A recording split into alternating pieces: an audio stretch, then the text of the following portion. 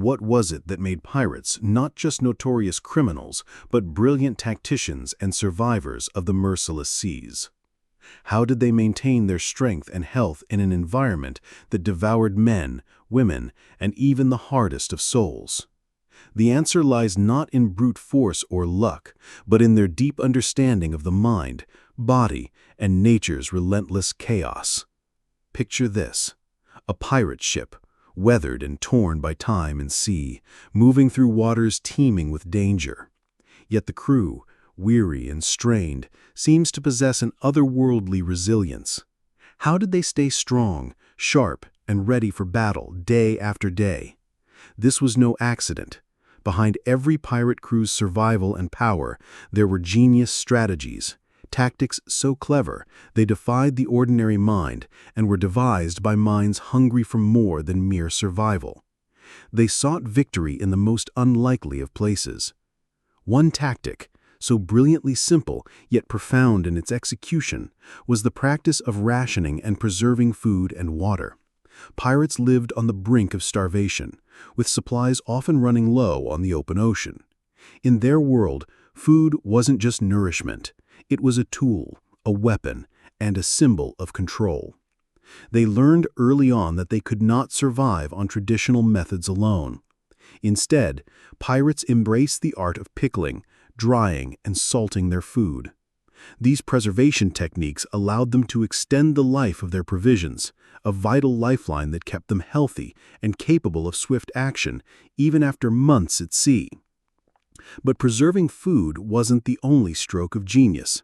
The pirate mind also turned to the body's physical endurance, knowing that without maintaining peak health, their entire campaign would collapse.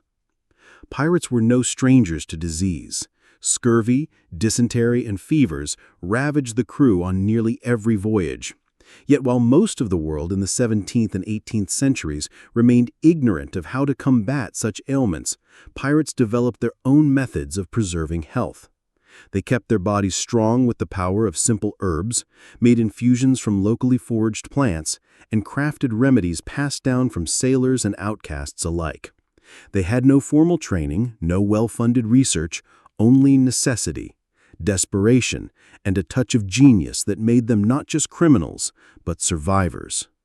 But what truly set the pirates apart was not simply their ability to survive. They turned this survival instinct into an art form, crafting strategies that ensured not just their physical strength, but their mental and emotional resilience. Pirates, in their wildest moments of recklessness, were also keen psychologists. They knew the power of fear and the weight of reputation. One man understood this better than most: Blackbeard. His name alone could send a chill down the spine of the bravest sailor. But it wasn't just his ferocity or his strength. Blackbeard was a master of psychological warfare. He understood that his appearance, his demeanor, and his presence could strike terror without a single sword being drawn. As the legend goes, Blackbeard would tie slow-burning fuses into his beard and light them during battle. The smoke, coupled with his imposing figure, made him appear like a demon emerging from the depths of hell. This calculated use of fear not only weakened his enemies, but instilled a deep sense of dread in anyone who encountered him. In those brief, intense moments, Blackbeard's reputation alone was often enough to paralyze his foes, forcing them into submission long before the first cannonball was fired. This wasn't just a tactic, it was genius. Blackbeard didn't need to fight, his name and image were his weapons. But tactics like these were not born from simple aggression. They were crafted through observation, patience, and a deep understanding of both human nature and the unpredictable world of the sea. Pirates were not just fighting for treasure, they were fighting for survival, for dominance, and for control of the only world they knew. In this harsh and unforgiving world, they became experts not just in weapons and ships, but in the very essence of life at sea. So, what was it that made these pirates so clever, so dangerous? It wasn't just their strength or their cunning. It was the deep awareness of the human condition, the ability to read a situation and capitalize on it in ways others couldn't. Pirates were known for their ruthless nature, But beneath that fierceness lay a brilliant understanding of logistics and the importance of timing. One tactic that truly elevated them beyond mere criminals was their use of ambushes. The open ocean, with its vast expanse and unpredictable weather, might seem like a place where no one could truly hide, but pirates knew otherwise. They understood the rhythm of the sea, the patterns of wind and waves, and the habits of the ships that traversed it. In an era where the fastest ships had the advantage, pirates became masters of stealth. Using the sea's unpredictable nature to their benefit, they would often wait for days, even weeks, in quiet coves or hidden bays, observing the traffic of merchant ships. Unlike their more conventional naval counterparts, pirates didn't rely on brute strength or large, heavily armed vessels. Instead, they capitalized on the element of surprise, using small, nimble ships that could slip past unsuspecting prey. They would lie in wait, their ships almost invisible against the vastness of the sea, hidden by mist or the darkness of night. It was a waiting game, but the pirates played it with patience and precision. The moment was always the same. The target ship would pass by, its crew unaware of the lurking danger. At that moment, pirates would strike, fast, fierce, and without hesitation.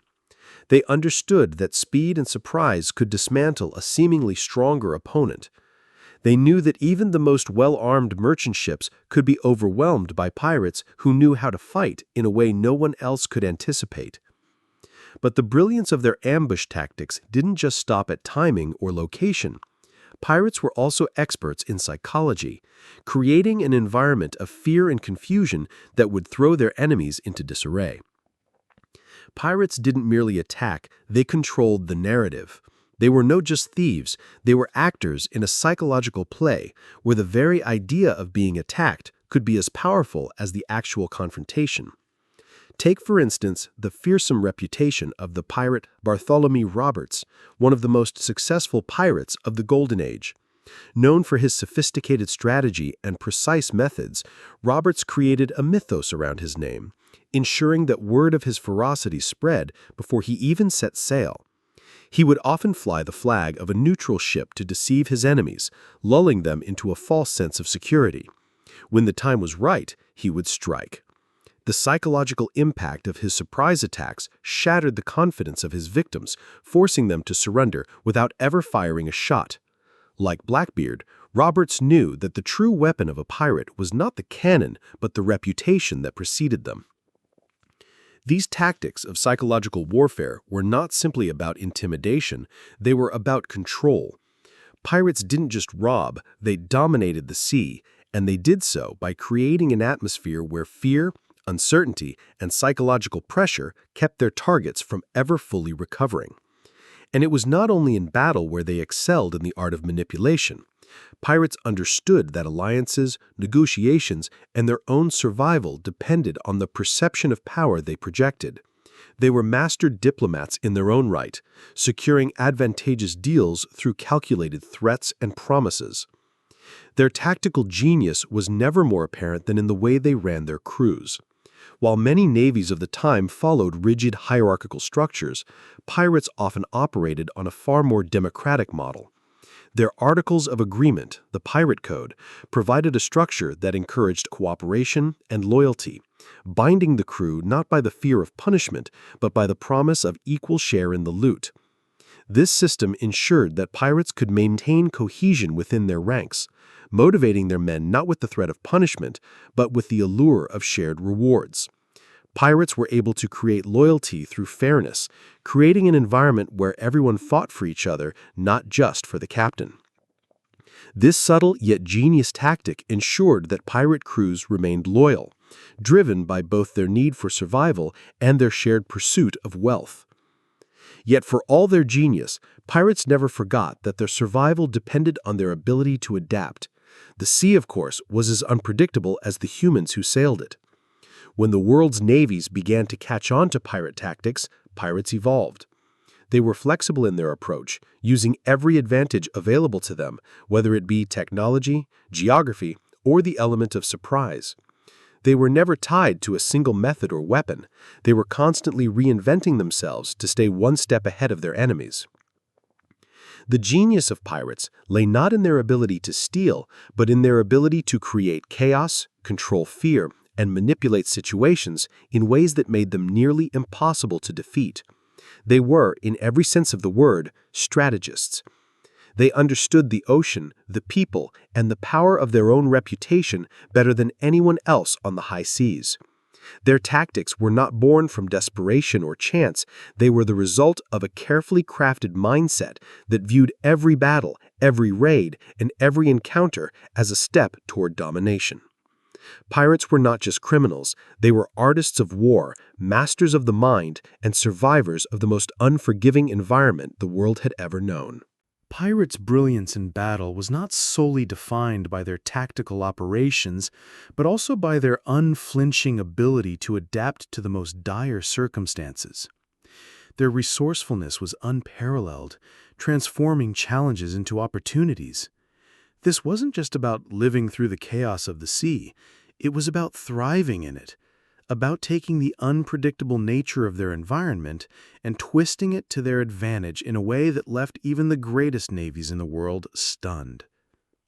Consider for a moment how pirates navigated the most treacherous stretches of ocean, the ones where even the bravest men dared not go. The pirate captains of legend, from the infamous Edward Teach, known as Blackbeard, to the infamous Henry Morgan, all understood one critical element. The mastery of the natural world was just as important as the mastery of men. Pirates were experts in navigation, yes, but even more than that, they were experts in using the elements to conceal their movements. The ocean, as vast and boundless as it seemed, was a pirate's ally in ways that most sailors didn't grasp.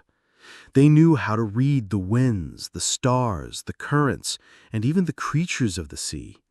Pirates could sail silently, under cover of darkness, knowing that their smaller, swifter ships would leave almost no trace behind. They could use the fog to obscure their presence, slipping past larger ships undetected, waiting for the moment to strike. And when the winds turned, as they so often did, they adapted with ease. They never allowed themselves to be bound by one strategy or mode of operation. They always kept a step ahead of the storm, both figuratively and literally. This remarkable ability to turn the sea into an ally also led to another important tactic: knowing when to retreat. While pirates are often romanticized as bold, fearless warriors, the true genius of pirate captains like Blackbeard was their ability to escape when necessary. In times of overwhelming force, pirates would vanish as quickly as they appeared, retreating into the safety of hidden coves or isolated islands. This wasn't cowardice, it was strategic brilliance. The pirates understood that survival was the key to future success. They never overstretched their reach, never allowed themselves to be cornered. This principle of strategic retreat was another part of their genius. They never let their pride dictate their decisions. When the tides turned against them, they knew when to disappear, bide their time, and wait for the right moment to strike again. Pirates didn't just fight, they observed, calculated, and adapted, always making decisions based on what would ensure the longevity of their crew and the success of their cause. This wasn't just instinct. It was strategic brilliance, honed by experience and reinforced by a deep understanding of the enemy and the ever-changing environment around them. But perhaps the most fascinating element of pirate genius wasn't in their ambush tactics or their use of the sea as an ally. It was in their ability to create chaos and seize control of it. Pirates were, in essence, masters of disruption. They knew that the most effective way to defeat an enemy was not always through direct confrontation, but through subversion. They would infiltrate ports, establishing a hidden foothold where they could gather information, weaken enemy forces, and disrupt trade lines, all before launching their attack. Take, for example, the infamous pirate haven of Nassau in the Bahamas. During the early 18th century, pirates took control of this vital location and turned it into a thriving, lawless community. Nassau became the epicenter of pirate operations in the Caribbean. Pirates didn't just raid ships, they dominated entire regions, controlling crucial trade routes and manipulating political powers. They knew the true power of information, using it to their advantage to outwit governments and naval forces. The pirates understood that controlling a location allowed them to manipulate the flow of commerce and goods, thus enriching their own coffers while crippling their enemies. Pirates were adept at playing the long game. They understood the importance of patience and timing. A well-executed raid was not just about taking a ship, it was about ensuring that their actions had far-reaching consequences. They would strike when their enemies were least prepared and then disappear, leaving behind confusion and chaos. This unpredictability kept naval forces on constant alert, making it almost impossible for them to ever fully contain the pirate threat. Even when pirates were forced to face naval fleets head-on, they employed psychological tactics to level the playing field. The pirate flag, for instance, was not just a symbol of their identity, it was a tool of intimidation. The sight of the Jolly Roger sent a clear message: surrender or face destruction. Pirates knew that by controlling the psychology of their enemies, they could tilt the scales in their favor. This tactic, though simple, was profound in its effectiveness. It wasn't just the weapons they carried that made them formidable, it was the fear they could instill in their adversaries. And yet the cleverness of pirates wasn't solely confined to the art of war. Their intelligence extended to the very structure of their society. Unlike the strict hierarchies of naval forces, pirate crews operated under a code of conduct that was remarkably democratic for its time. The Pirate Code, a set of rules governing behavior, discipline, and share of spoils, ensured that each crew member had a voice. Pirates knew that their strength lay not just in their weapons, but in their unity. By fostering a sense of equality and mutual respect among their ranks, they created a fiercely loyal crew, bound together by the promise of shared rewards. So as the legend of the pirates grew, it wasn't just their ability to raid and plunder that made them so formidable. It was their ability to think beyond the moment, to plan and strategize in ways that defied the expectations of their enemies. Pirates didn't just fight, they manipulated, disrupted, and outwitted those who stood in their way. They created chaos, and in that chaos, they thrived. In the end, the pirates' genius lay in their understanding of the sea, of human nature, and of the complex web of power, fear, and survival that held the world together. They weren't just criminals. They were tacticians, strategists, and survivors, masters of their domain. The brilliance of pirates extended beyond their immediate tactics and psychological warfare. It was in their long-term vision and their ability to anticipate and navigate the complex interplay of politics, economics, and warfare. Pirates understood that their survival was not just about outmuscling their opponents or outsmarting them in battle. It was about outlasting them. They were not just raiders, they were disruptors of entire systems, and this understanding of the larger forces at play set them apart from their enemies.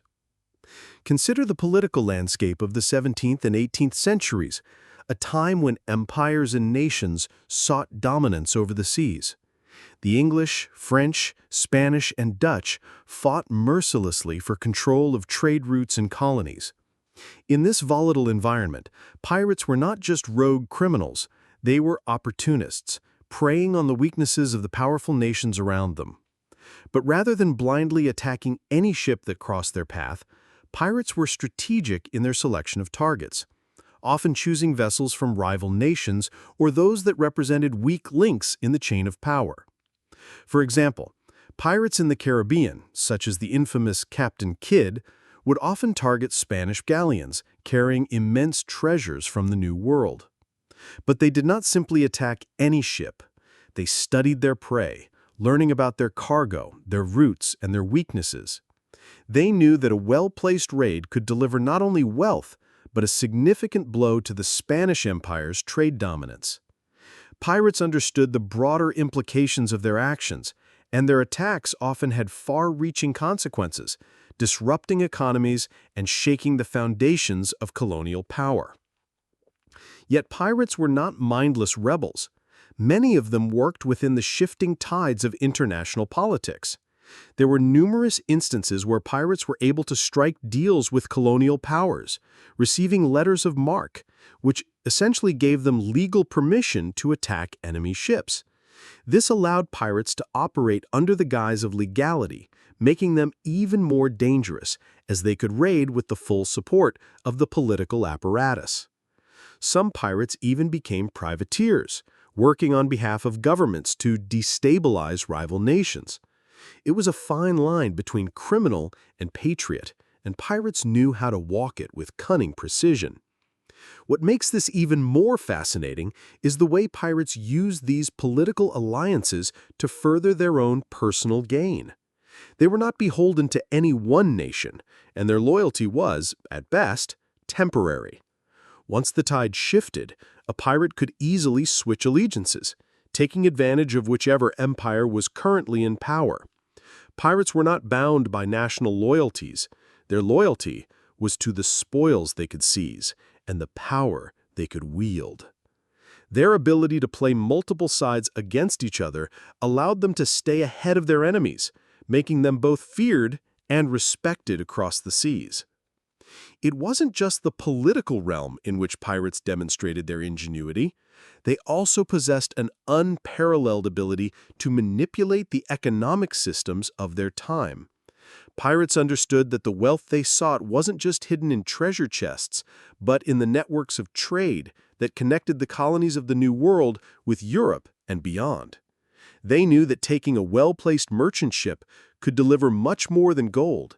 It could disrupt entire supply chains and create chaos in the markets. Consider the economic impact of piracy on the Spanish Empire during the height of the Golden Age of piracy. Spanish treasure fleets, laden with riches from the Americas, were constantly at risk of being intercepted by pirates. These treasure ships carried not only wealth, but also vital supplies and goods that sustained the Spanish Empire's operations in the New World. When pirates were able to seize these fleets, they didn't just gain material wealth, they crippled the Spanish economy, causing ripple effects that spread across Europe and the Americas. Pirates understood that their raids had the power to affect entire economies, and this understanding made them not just criminals, but formidable economic players in their own right. Pirates also had a unique understanding of supply and demand. They knew that they could sell their plundered goods at a premium, particularly when dealing with high-value items like spices, sugar, and precious metals.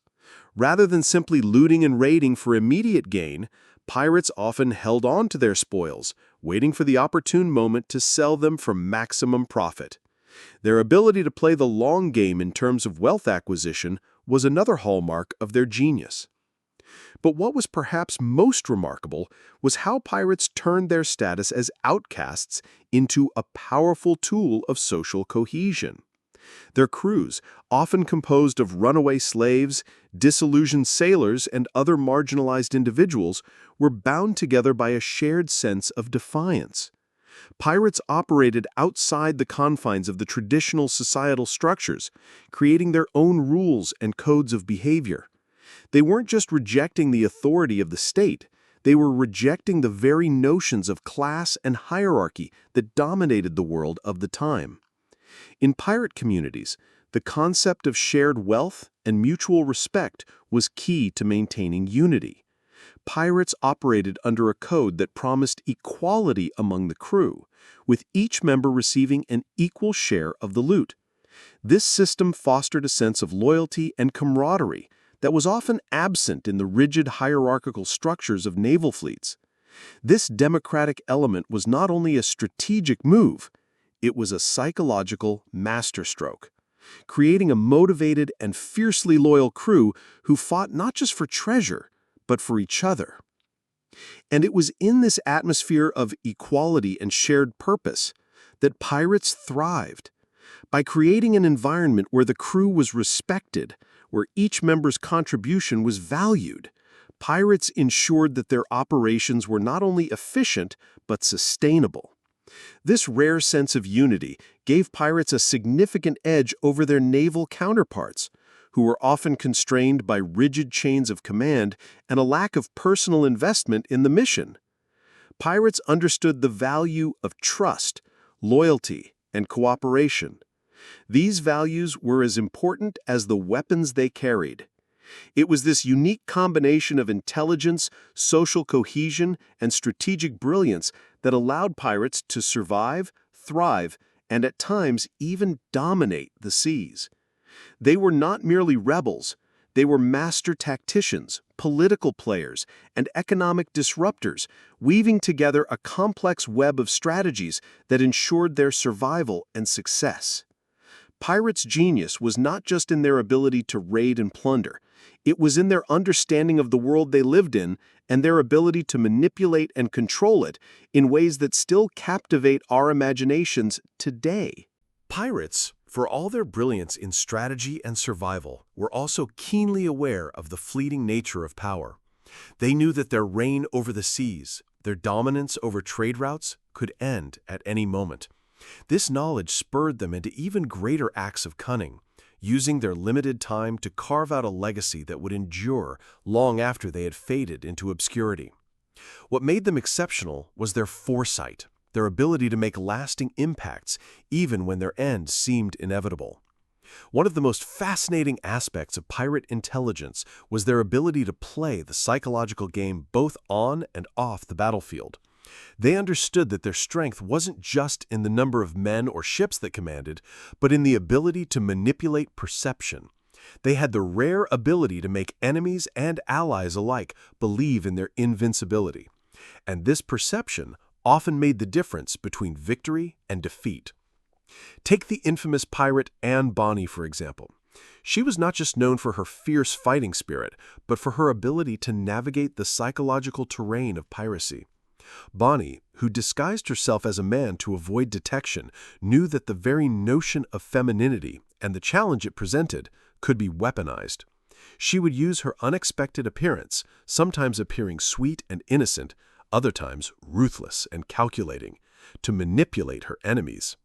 This dynamic was particularly potent in the face of colonial law enforcement, who, unable to predict the actions of a woman pirate, were often left stunned and unprepared for her audacity and ferocity.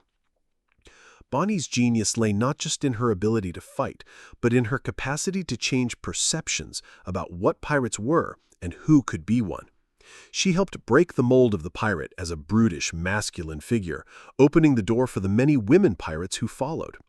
Her influence extended far beyond the immediate realm of piracy. It fundamentally shifted the narrative of what pirates could be. And in doing so, she was not just a survivor of the seas, she was an architect of pirate culture itself, redefining what it meant to be a pirate. But pirates, while masters of psychological warfare, were also deeply attuned to the physical and material demands of piracy. They were experts in scavenging, recycling, and repurposing resources.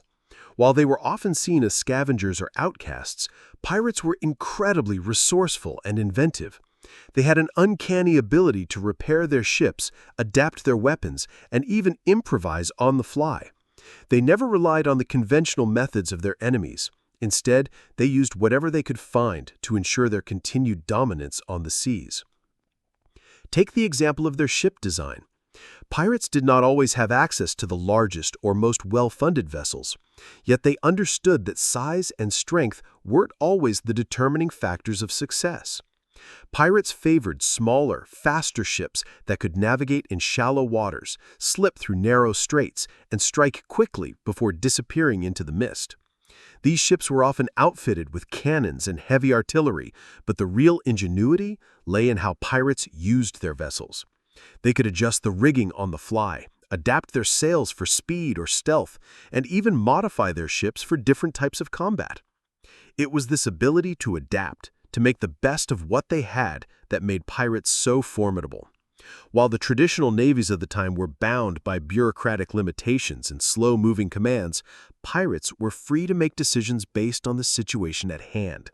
They weren't bogged down by slow-moving orders or restrictions.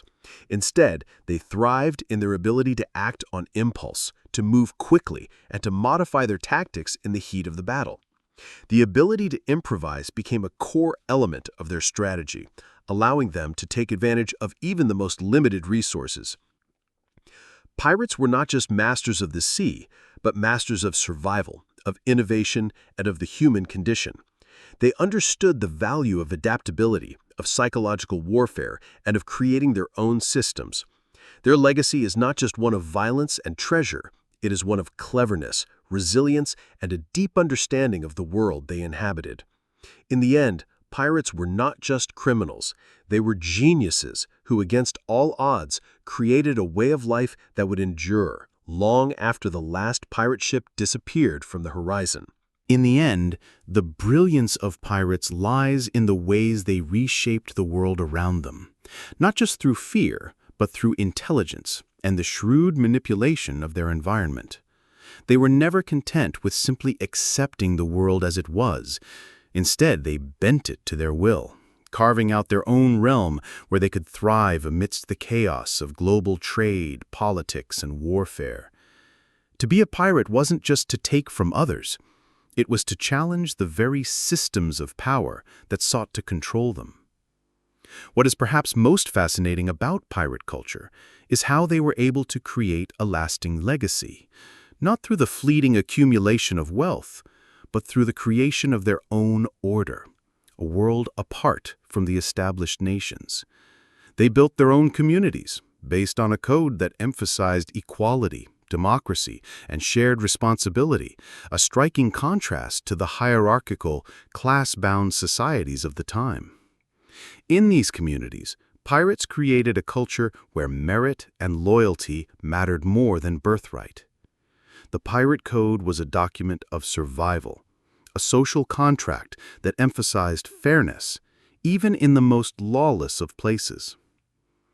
Pirates were, in essence, rebels with a cause. They were outcasts not just because of their criminal nature, but because they rejected the social norms that bound others. They were driven by the belief that they could carve out a new existence for themselves, one free from the oppression of monarchy and empire. The pirate haven of Nassau, for instance, was a symbol of this new, almost utopian vision.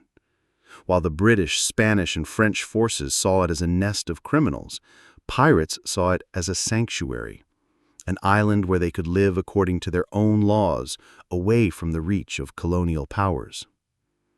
This desire for freedom and self-determination is perhaps best embodied by the figure of Charles Vane, a pirate captain known for his fierce independence. Vane was a man who consistently rejected offers of pardon from the British Crown, choosing instead to live on his own terms. His refusal to submit to any power other than his own made him one of the most formidable and feared pirates of his time.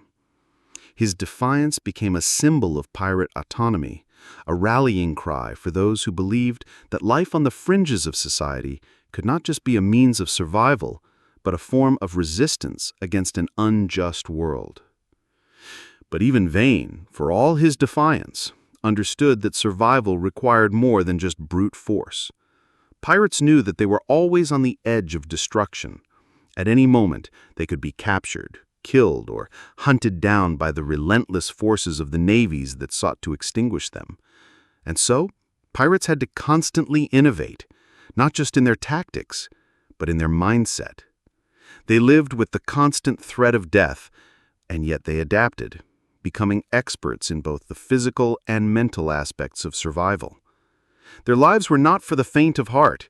Every battle, every raid, every decision was a high-stakes gamble, and the stakes were always life and death. Despite the constant danger, pirates knew how to thrive in their world of uncertainty. They were, at their core, survivalists, masters of improvisation, constantly adapting to new threats and challenges. In a world where the odds were always stacked against them, Pirates used their cunning, their knowledge, and their ability to read people to stay one step ahead of the game. They made the sea their ally, the winds their guide, and fear their weapon. But it wasn't just about surviving. It was about dominating the environment in which they lived, bending it to their will, and making it work for them. Perhaps the most enduring testament to the genius of pirates is how they have become immortalized in our collective imagination. The stories of their exploits, embellished over time but rooted in truth, continue to captivate us today. Pirates were not just figures of terror, they were figures of intrigue, of mystery, and of rebellion.